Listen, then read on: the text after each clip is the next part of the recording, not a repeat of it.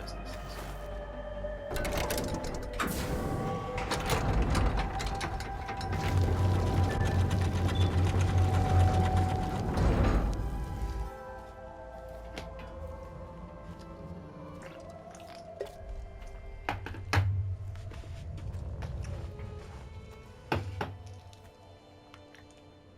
There you are.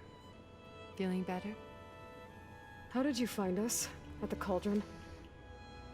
And what did you do to everyone right before I passed out? All business, I see. Well, suffice it to say we were keeping a very close eye on Hephaestus, knowing we would need it at some point. Your ruse didn't fool us, and as for my little trick, it was an overload of the senses, accompanied by an energy discharge.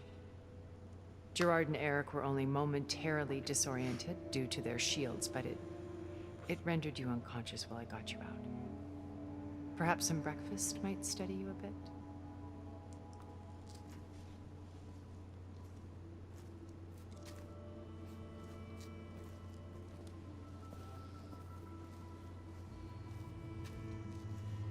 This was your house. The one you recreated for Beta, in the data channel you shared.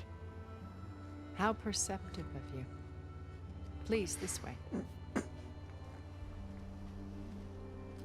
After everything your people have done, you think I'm just gonna sit down and have a chat with you?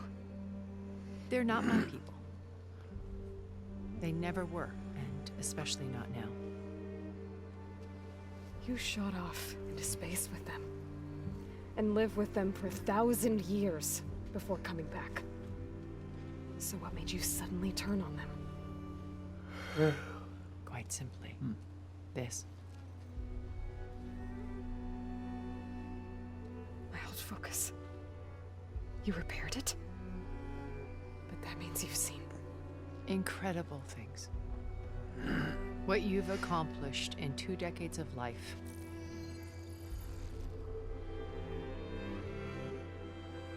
A 1,000 years at my back and I haven't even come close.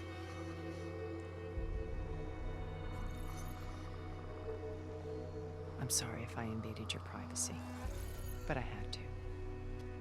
In order to understand. To be enlightened. You truly are Elizabeth's blood. With her drive, her sense of mission, her integrity.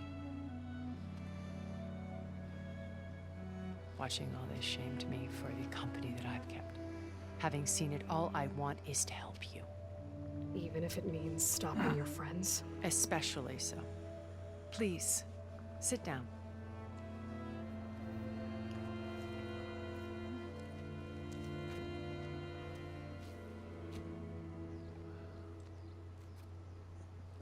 There.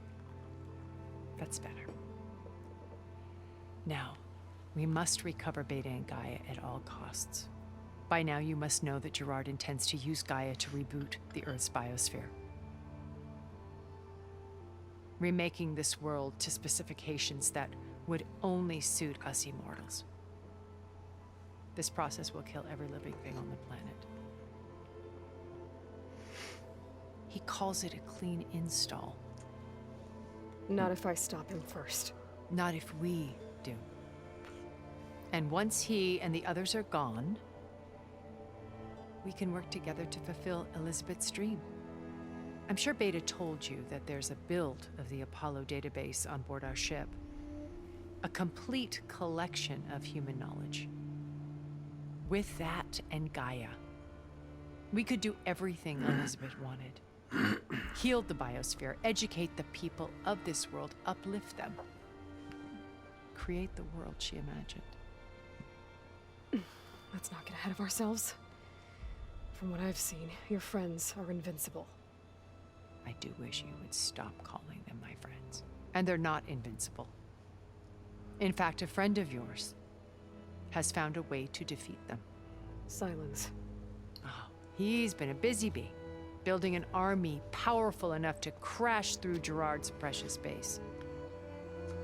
Regala and her rebels. Even now, she's preparing a final march on the Tenakth capital. When she wins, she'll have the entire tribe under her control. Hundreds of warriors and machines to throw at the base. She's been duped. They'll all perish, of course. But it should be enough to break Gerard's defenses and allow Silence to kill him. Along with all the others. Using the new weapon he's developed. Yes, he's found a way to circumvent our shields. Truly an exceptional man. He's planned for everything. Except you and me. You see, while his army is battering down Gerard's doors, you and I will sneak in through a back way. One that only I know about. While Silence and my friends are busy battling each other, we'll take back Beta and Gaia. I told you I want to help you. I mean it.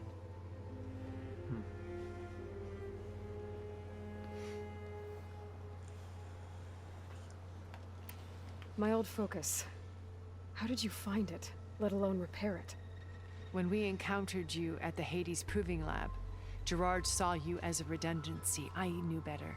You were a revelation. After your dramatic escape, bravo, by the way. Gerard and Eric assumed you were dead and gave up the hunt. I wasn't so sure. When the others were busy, I returned to the lab and searched for any trace of you. That's when I found this little treasure. Not easy to repair, but certainly worth the effort. As I watched your life unfold, you were like a splash of color on a worn canvas. What Liz was, and more. Did you show it to the others? Of course not. It was your actions that inspired me to defy them. It's worth noting that if I hadn't found it and watched its contents, I wouldn't have known to save you at the cauldron. You'd be dead. So I should be grateful?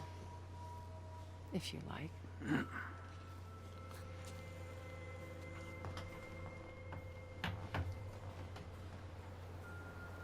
So you know all about me. What about you? What would you like to know? Well, start with your life on Earth. When I was 8, terrorists flooded my home city. Thousands drowned, my parents included. I was one of the few who survived. My guardian sent me to boarding school. Among my peers, I was the strange girl, the orphan to be avoided. All because of circumstances beyond my control. Oh. So we're a lot alike, huh? Aren't we? You were an outcast. But you didn't let that stop you from getting what you needed. Neither did I. I climbed my way out of desolation and used my wits to build a fortune. First from the technical analysis of art and the detection of forgeries. Profitable expertise in those days. But as it turned out, the software I developed was even more useful for counterintelligence. From there, it was only a short step to gathering extremely valuable intelligence on my own. You were a spy?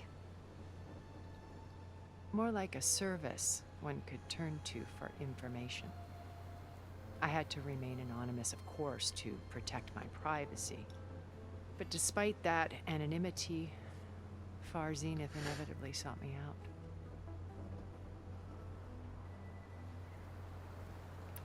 What happened when Far Zenith approached you?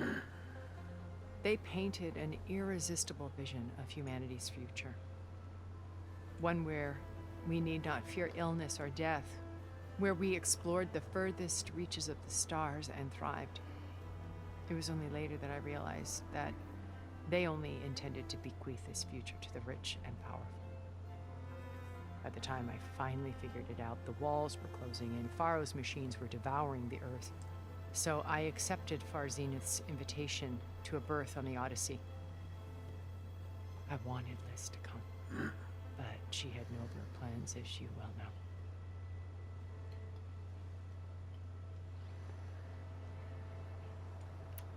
So you didn't know the other Zeniths were monsters until it was too late?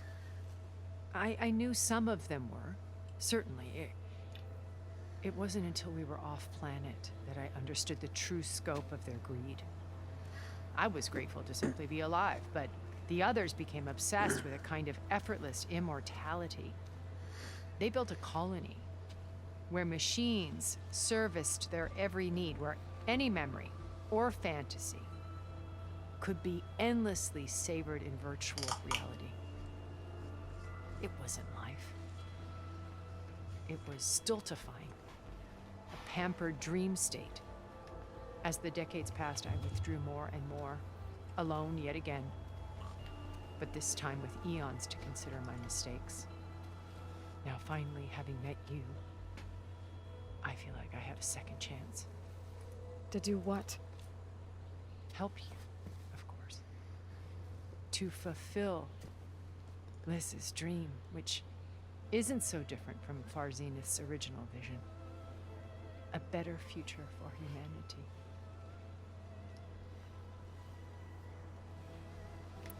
You said Beta is not in urgent danger, so what are the Zeniths doing to her? Putting her to work. Merging Hephaestus with Gaia. A difficult, time-consuming task, as I'm sure you know. They will compel her if need be. But her life is not in danger. She's the only one who can do it.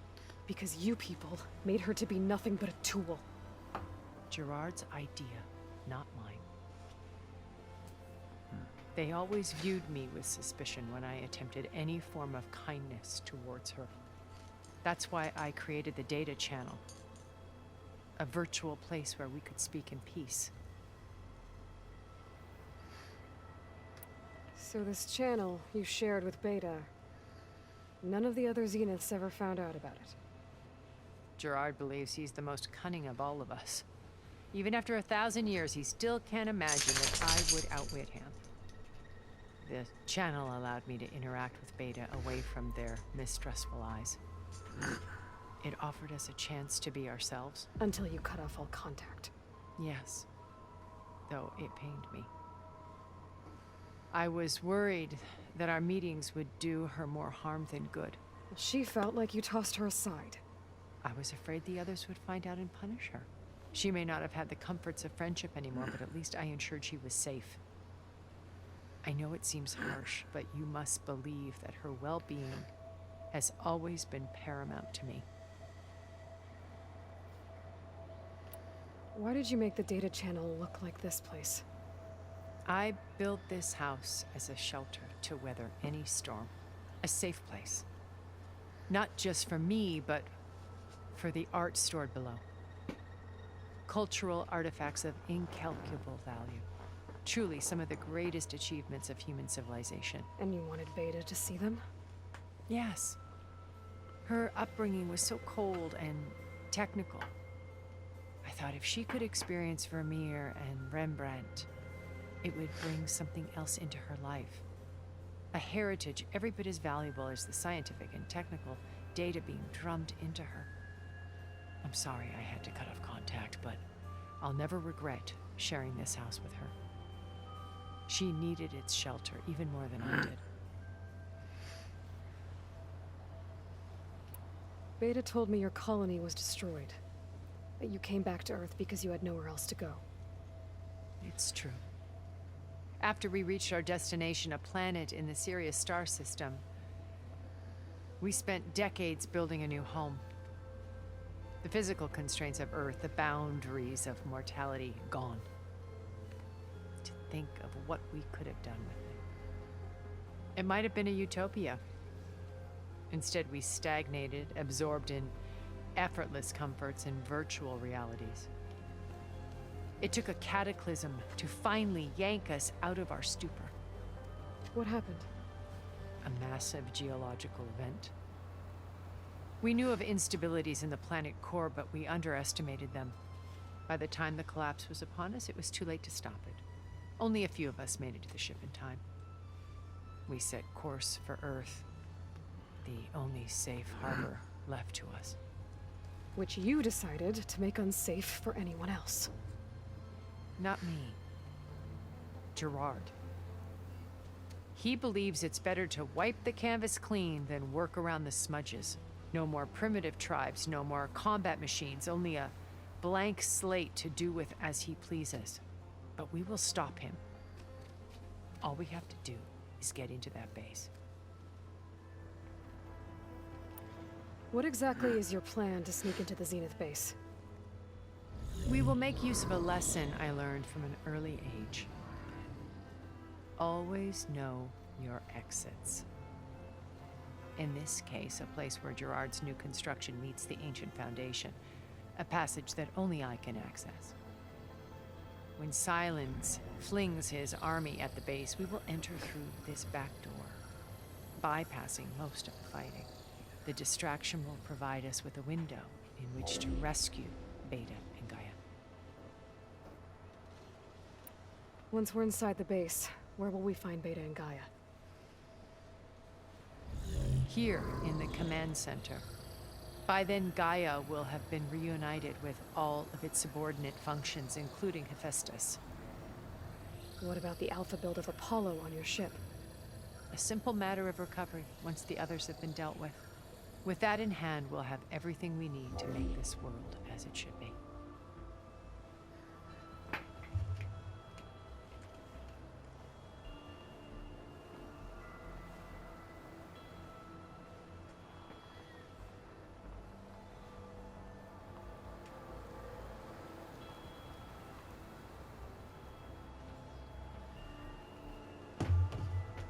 How do you know about Silence's plan? He isn't the only one adept at spyware. You hacked his focus? No, he's too careful for that. But his subordinates? Not so much. He gave additional focuses to the tribals he branded the Sons of Prometheus. The ones working with Regala. By tapping their focuses, I learned about most of his dealings. The distribution of override technology, the arming of Tanakh rebels, and the secret pact with Regala to attack Gerard's base. But how did he come up with a weapon that can take down your shields? That's the one thing I haven't been able to figure out, but however he did it, I'm quite certain it will work. With it and the Tanakh army, victory seems to be within his grasp. Such a shame he'll be disappointed. Regala's only interested in killing Hekarro and waging war on the Karja. What does she have to gain by attacking Zeniths? It's the price she must pay for her war.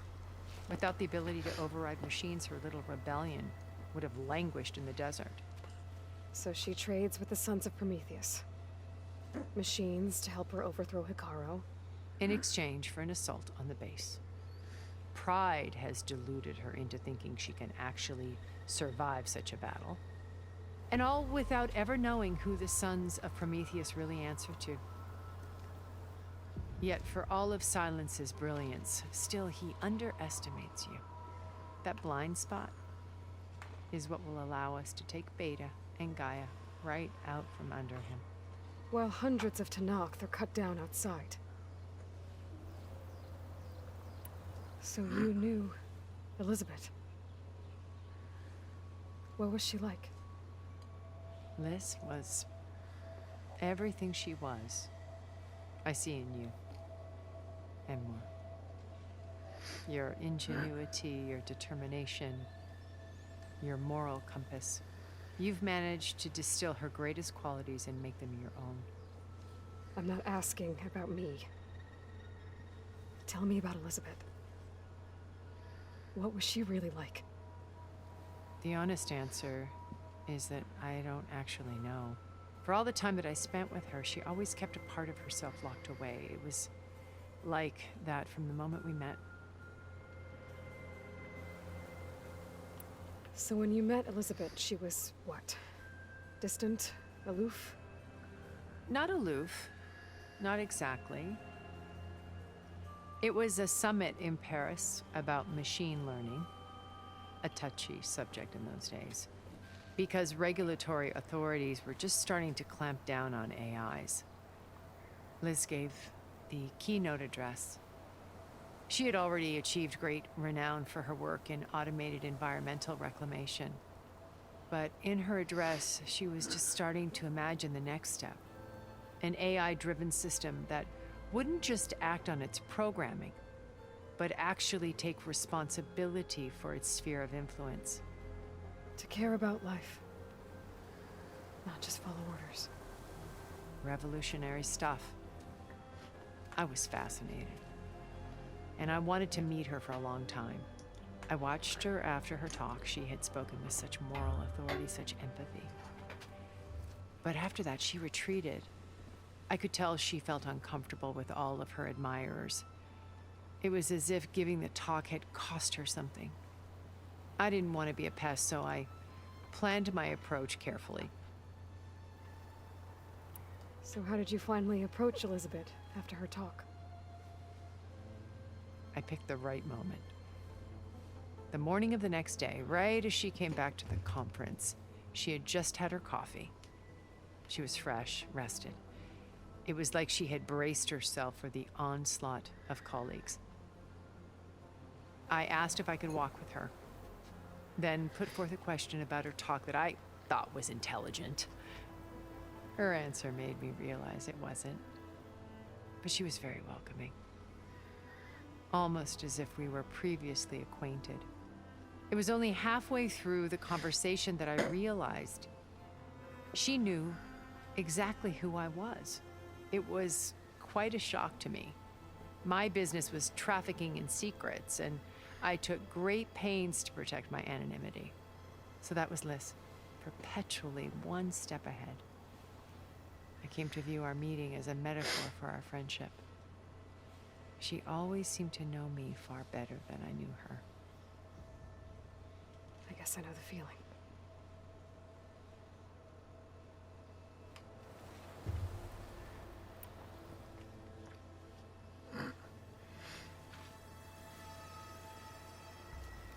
First Varl. Now Hekaro and the Tenakth. Your plan would wipe out an entire tribe. There has to be another way. We are in an admittedly desperate situation, but I assure you there isn't. Remember Zero Dawn.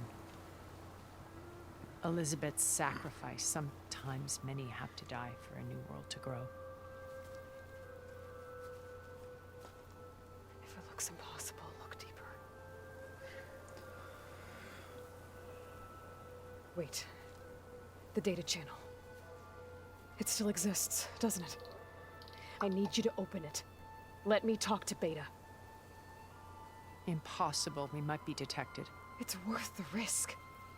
There is another way, one where the Tenakth survive. But we won't. If the others... If you want to help, open it.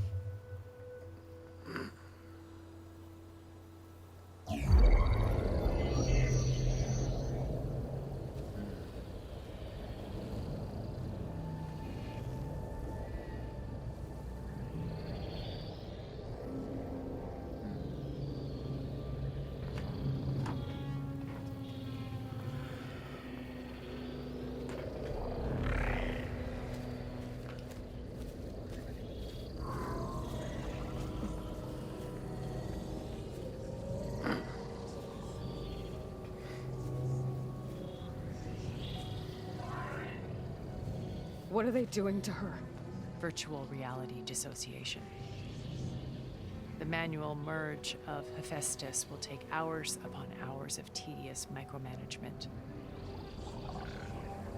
If she resists the work, they run simulations to induce feelings of isolation and despair. Beta, can you hear me? You're alive. They're watching me. I can't hold up this extra protection for long. You should have killed me. No. No, look at me. I'm coming for you. I promise. Okay? I just need you to hold out a while longer and work on the merge.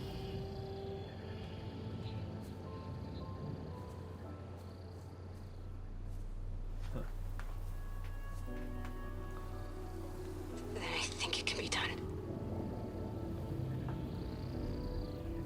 contact again when it's time. Can you hold on? As long as I know you're coming for me, I can endure anything.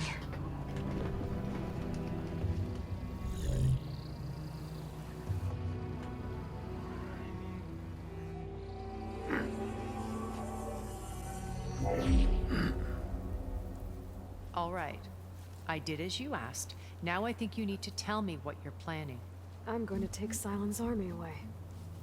I don't need it. Only the weapon he made to penetrate your shields. And how do you propose to get it? Ask him nicely? With Arugala and her rebels, he won't have a choice. We'll be his only option. Only option for what? What did you tell her? That is between me and my sister. Will be Silent's only option for crashing that base. I'll tell you the rest later. But first, there are a couple of things I have to do. Oh. And what are those? Lay my friend to rest. And then I'm going to use the override that Beta gave me at Gemini to put an end to Regala's rebellion. From the air. Wait.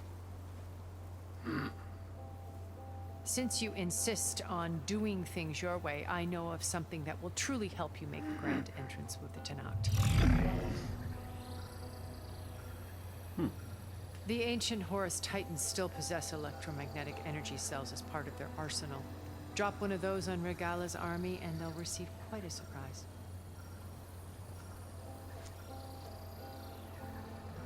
So go, do what you must.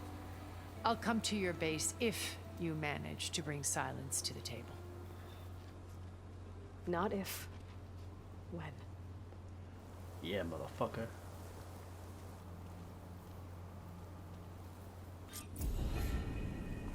Erend, are you there?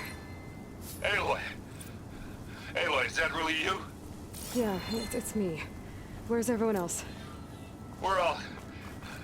Scattered. We're back at base. Oh. What happened? It might be easier to explain in person. I'll try to join you there when I can. Okay. We'll wait here for you. It's good to hear your voice, Aloy.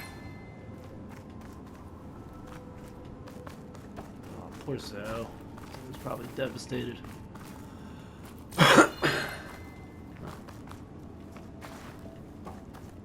What's this?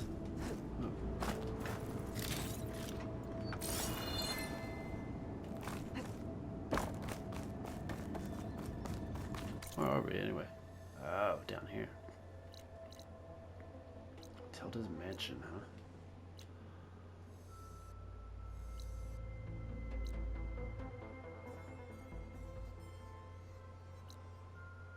Where's their base? Here? Yeah, their base is down here. Oh! It's moved? There's nothing but ocean there now. What the F? Weird. Alright, well.